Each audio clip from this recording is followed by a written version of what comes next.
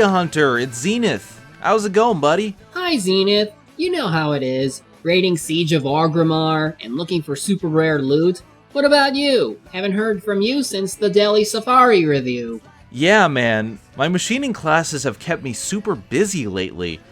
Now, I finally have some free time, but I can't think of what I want to review. You could always make another History of One Piece. That's not exactly a break, dude. Besides, I'm saving that one for next month. I need something that everybody knows about, but it's old enough that people haven't talked about it in a little while. How about Sonic the Hedgehog? You know, that might just work. Yo, he goes slow. He ain't no fool with that Sonic speed. He just always cool. Sonic the Hedgehog. No fool. Come on, just show me what you got. Going fast is cool, going slow is not. Sonic the Hedgehog. No fool. Wild game, dude. 7 danger zones. You and Sonic speed through, or you are toast, man. Sonic the Hedgehog, the hot new game from Genesis Games. Systems and games sold separately. No fool. Hello everybody, I'm Zenith Rule, and welcome back to A Year in Gaming, where I take a look at a game that I've completed recently, or that has had a very personal impact on me as a gamer. Let's face it, everybody knows Sonic the Hedgehog. Ever since the 8-bit era, Sega's Blue Blur has invaded the public consciousness. In addition to a video game franchise spanning over 40 games, Sonic has sped through 2 animated television shows. Sonic, he can really move. Sonic, he's got an attitude. Sonic, he's the fastest thing alive. He's the fastest thing alive. He's the fastest thing alive. Over 250 individual comics. Miss me, Robobutt? Now I intend to get really mean. And made cameo appearances in numerous other games. Sonic has become a public icon that rivals even Mario in terms of popularity. Everybody knows him, and everyone can easily identify him just from a silhouette. Who's that Pokemon?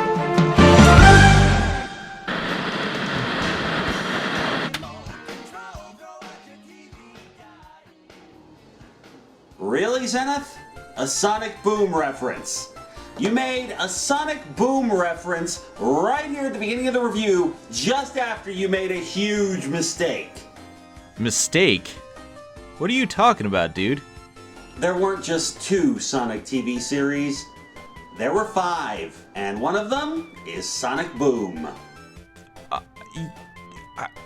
They actually made a Sonic Boom television show. They made a show for possibly the worst Sonic game ever made. Why? Gee, let me think about that. Money! Come on, Zenith. Sonic sells, you know that. I mean, look at Sonic 06 for proof that they'll sell anything that they can slap its name on. Gone? You have to like do.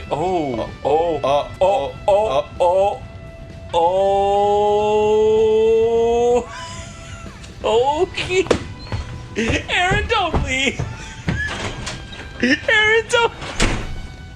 Anyway, you forgot to mention Sonic X, which is so far the longest running Sonic series to date, dubbed by 4 kids, so take that for whatever it's worth.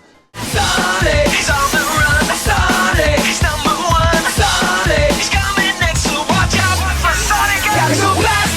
Sonic, gotta go fast. Sonic, gotta go faster, faster, faster, faster, faster. Sonic, Sonic, gotta go faster, gotta go fast. Gotta go faster, faster, faster, faster, Sonic X. And really, who could possibly forget Sonic Underground? Triplets born, the throne awaits. A seer warns of a deadly fate. Give up your children, separate. Bide your time, lie in wait. Sonic Underground, Sonic Underground. They made a vow their mother will be found. Yeah, I tried to forget about Sonic Underground. The less said about that one, the better. As for the other two, I honestly had no idea they even existed. Really, I had no idea that there was a Sonic Boom TV show. Sonic, he can really move. Sonic, he's got an attitude. Donkey King, he's the fastest thing alive. Dude, I don't even intend to play that game, and I know about the cartoon. And you didn't even mention the Sonic the Movie OVA.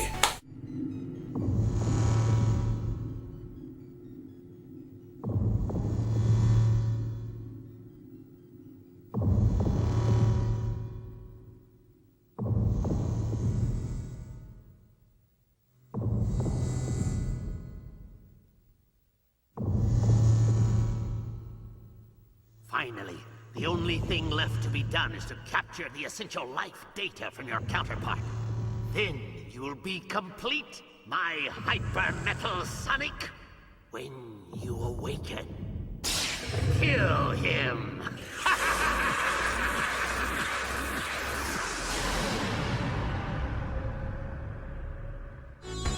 People say my videos are amateurish. Anyway, I do intend to cover these shows in the future, so it's nice to know that there's more than just the original Sonic show. Hey, I'm always happy to help. And speaking of being happy to help, when are you going to get around to that Final Fantasy 1 video you were talking about? You know, the one that you asked me for a cameo for 2 years ago, before somebody viciously rearranged my apartment? Oh, hey, well, about that... Oh, you're going to make the review, Zenith. I promise you, you will make the review. Anyway, where was I? Hey, Sonic, let's race for a box of Honey Nut Cheerios. Race for the taste, the honey sweet taste of Honey Nut Cheerios. Sonic is simply everywhere, and if there are people who haven't heard of him by now, I would be completely shocked. What's a Sonic? Is that some sort of cheese? Or ice drink? What's a Sonic? What's a Sonic? What's a Paladin? What's a Sonic? What's a Sonic? What the fuck is a Sonic? What? And yet, while I grew up with the Super Sonic Hedgehog, I've never actually been able to sit down and play the game until now. You see, when I was a kid, I never owned a Sega console. My parents bought me a Nintendo when I was young, but they wouldn't let me play it often because they believed that video games were a distraction and would rot your brain. Little did they know, I would grow up to become a video game reviewer. And isn't it ironic? Don't you think? They refused to buy me another system, and the only way I was able to get a Super Nintendo was from my cousin, and that was several years after the system came out. With my meager allowance, I was barely able to afford games for my current systems, let alone a new console. So I was only able to play Sega games at my cousin Mike's house.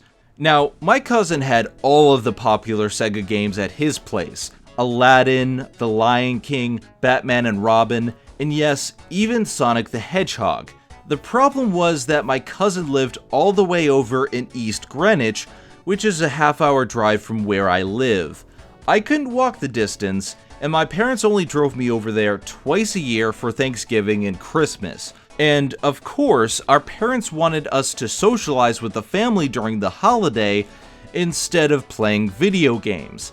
In that regard, I only got the chance to play Sonic the Hedgehog once when I was young, and that was only for the first 3 stages. However, that brief interaction left an impression on me. I never forgot that neon blue hedgehog, and years later I finally got my chance to play the game again. As I was browsing through the free games on PlayStation Plus, I saw that Sonic 1 and 2 were available. I quickly downloaded both games and proceeded to spend the next few days reliving my childhood. A few years later, I finally managed to clear the final stage and beat the final boss. After all those years of waiting, what did I think of Sonic the Hedgehog? Let me take my nostalgia goggles off for a few minutes, and I'll take a closer look at this blast from the past. Danita Stokes, president of HAG. It's bad enough that Sega Genesis has the most 16-bit games, but this new Sonic the Hedgehog, oh, he really doth my doilies. They say he's incredibly fast. Well, what's the hurry, mister? And about his attitude. Smarty pants. Why can't it be more like that nice boy Mario? Oh! Little brat! Now, get Sonic free when you buy a Sega Genesis system at its new price of $149.99. Now, normally this is where I talk about the story of the game, but story doesn't really apply in this case.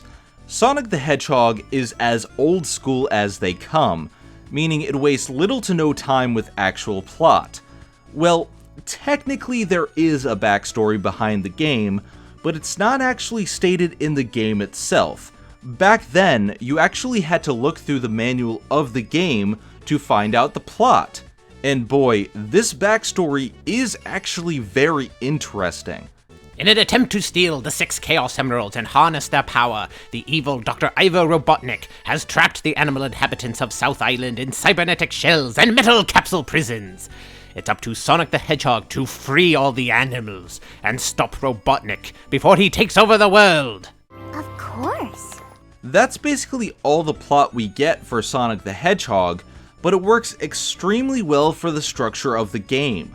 The 8-bit era didn't revolve around plot like games do today.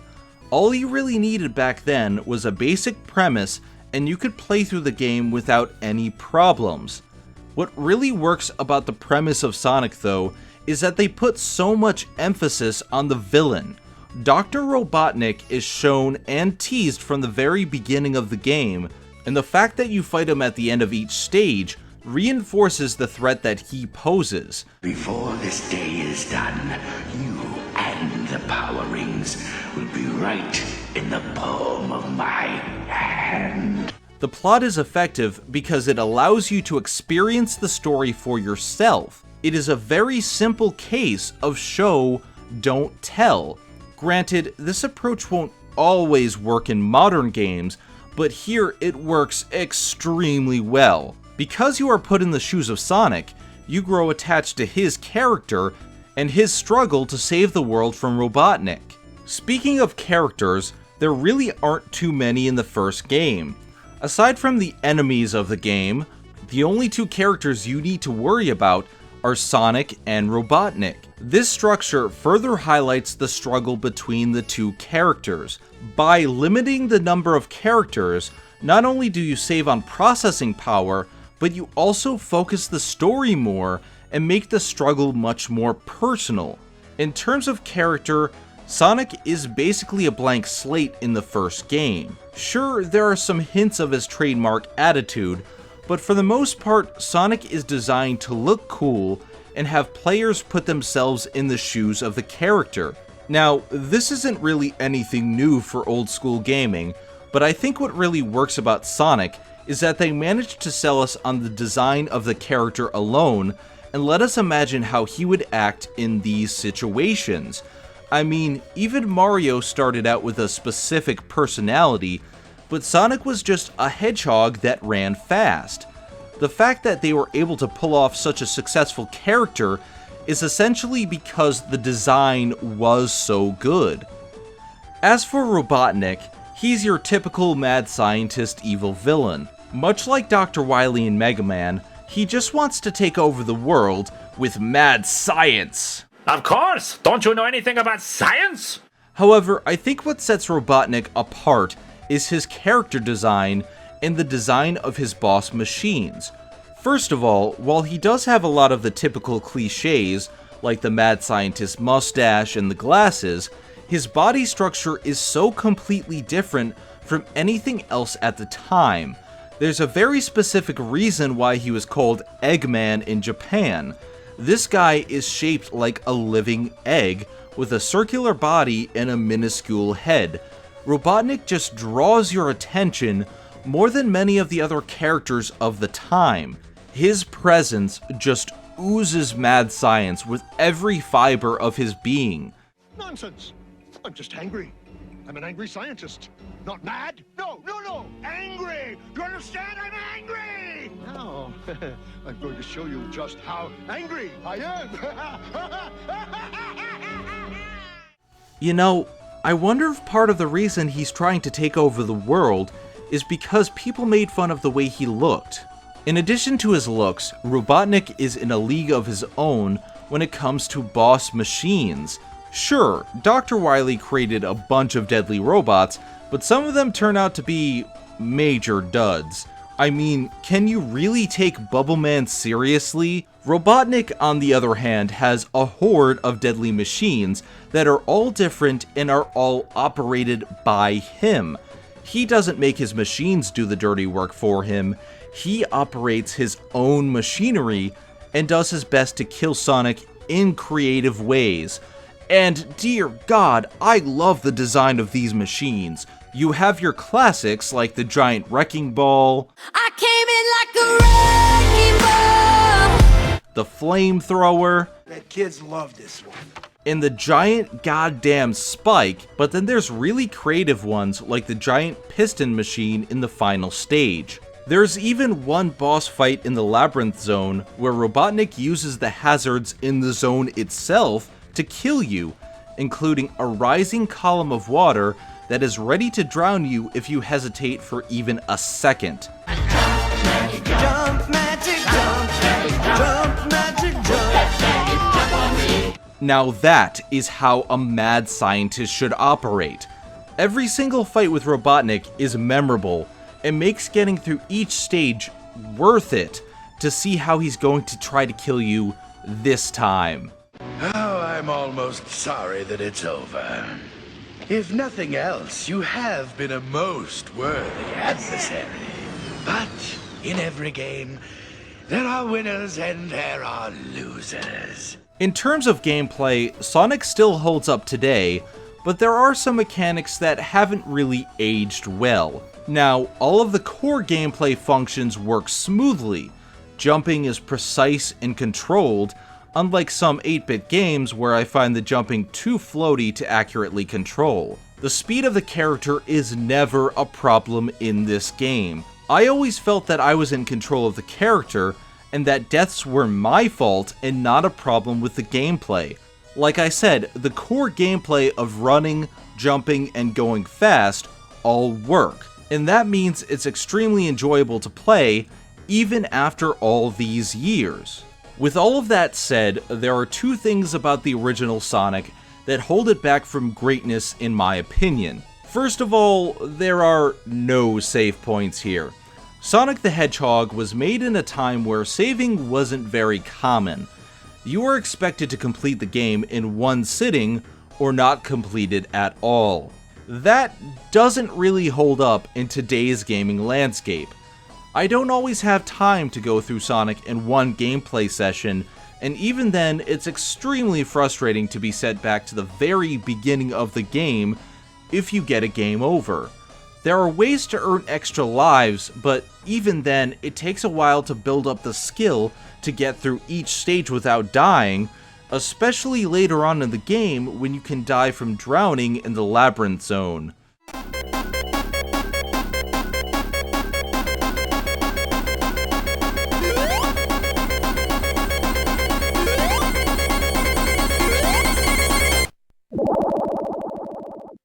Oh dear God, the Labyrinth Zone. So many nightmares!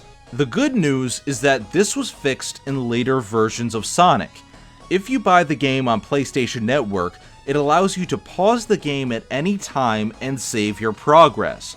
This is extremely helpful for people like me, who are never able to get to the final stage before now. I figured out how to beat this level! Cheating!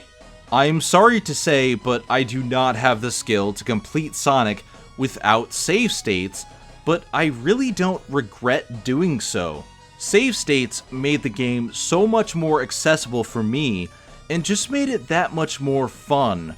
I know some people might look at save states as cheating, but hey, it's my game, and I play the way I want. Whatever, I do what I want.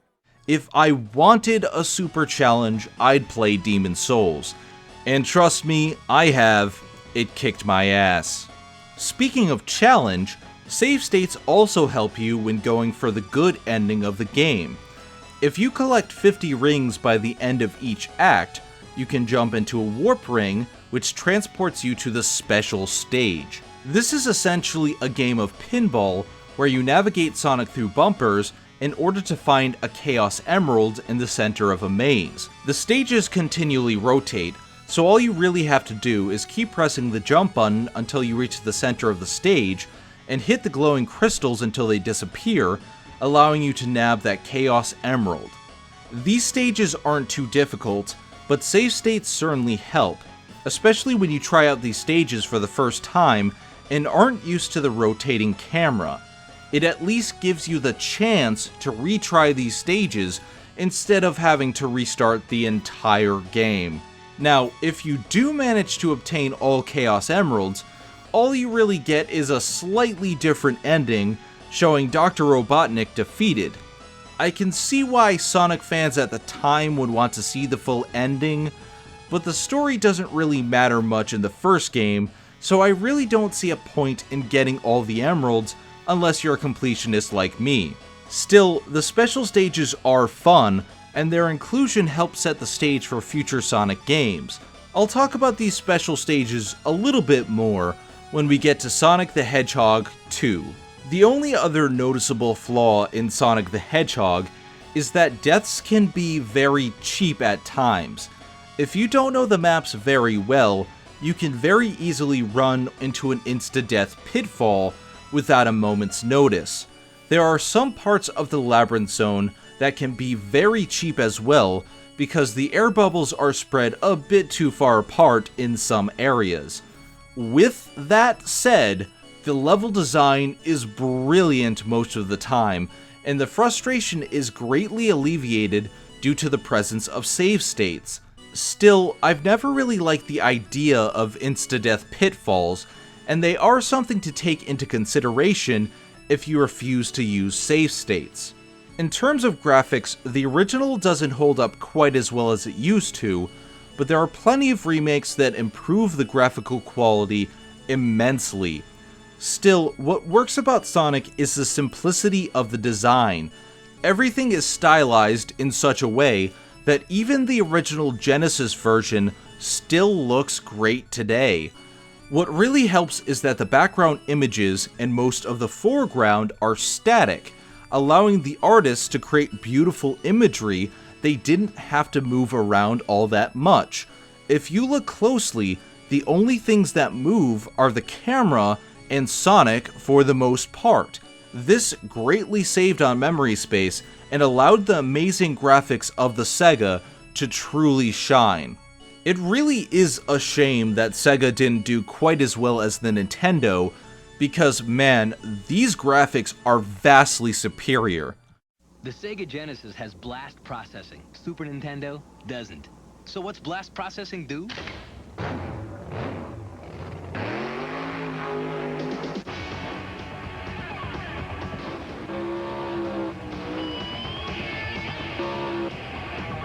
And what if you don't have blast processing?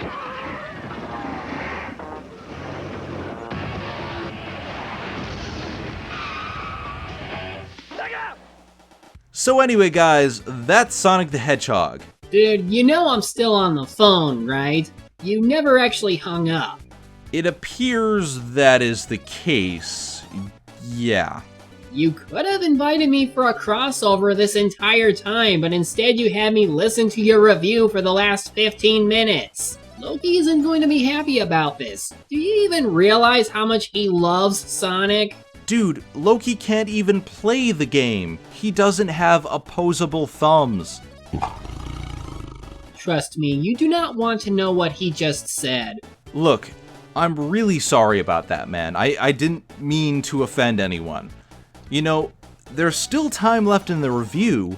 Why don't you and Loki give your take on Sonic the Hedgehog? Alright, but you still owe me one. And you owe Loki for that opposable thumbs comment.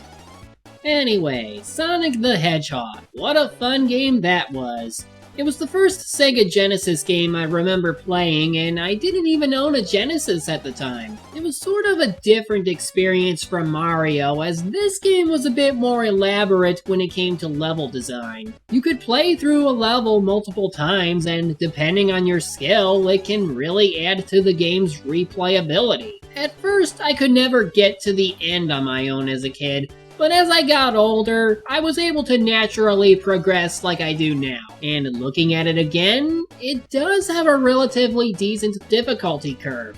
One that keeps you thinking and adapting to new mechanics and obstacles. It's really one of those games I could play over and over again if I have it on me like any of the eShop Mario games, as the gameplay is fun and the graphics and music great for an early 16-bit game. While personally I feel the second game is the best in terms of overall gameplay, the first will always be a classic to me and one I'll gladly revisit. So, do you feel at least a little better now? A little bit. I'm still kind of angry you ignored me for the last 15 minutes. Fine, I get it. Okay, here's some brand new Arc 5 trading cards I bought the other day. I was going to take on the Duelist Kingdom with them, but... Ooh, Time Geezer Magician. Okay, I forgive you, buddy. And if you want to do a crossover, next time just ask. It's not like I'm hard to find. So anyway guys, that's Sonic the Hedgehog. This is a game that everyone should play at least once in their lives. Sure, parts of it hasn't aged all that well, but it's still insanely fun to play, and the remake fixes many of the problems I had with the original. I give Sonic the Hedgehog the lofty score of a 9 out of 10. I highly recommend you pick up the PSN version of this game since it's only around $5 these days, and I consider it the definitive version.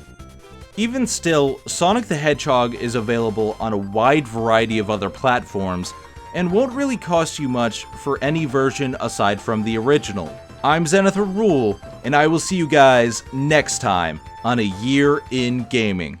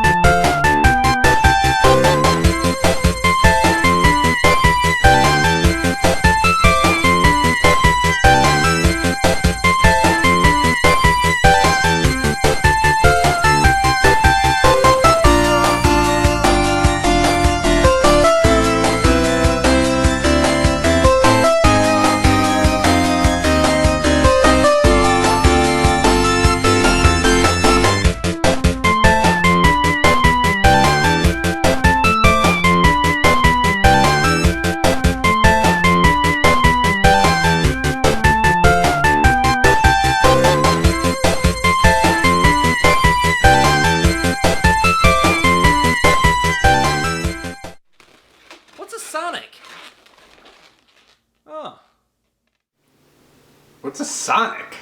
Is that some sort of cheese? Or ice drink? Or a cat. It can also be a hat. And do just go balls to the walls. What's a Sonic? What? What's a Sonic? Is that some sort of cheese? Or fast food joint? Or a nickname for Dave? Thank you for watching the Media Meltdown. Don't forget to like, comment, and subscribe for more awesome videos. And if you like what you see, show your support on the Patreon page at patreon.com/Media Meltdown. See you all next time on the Media Meltdown.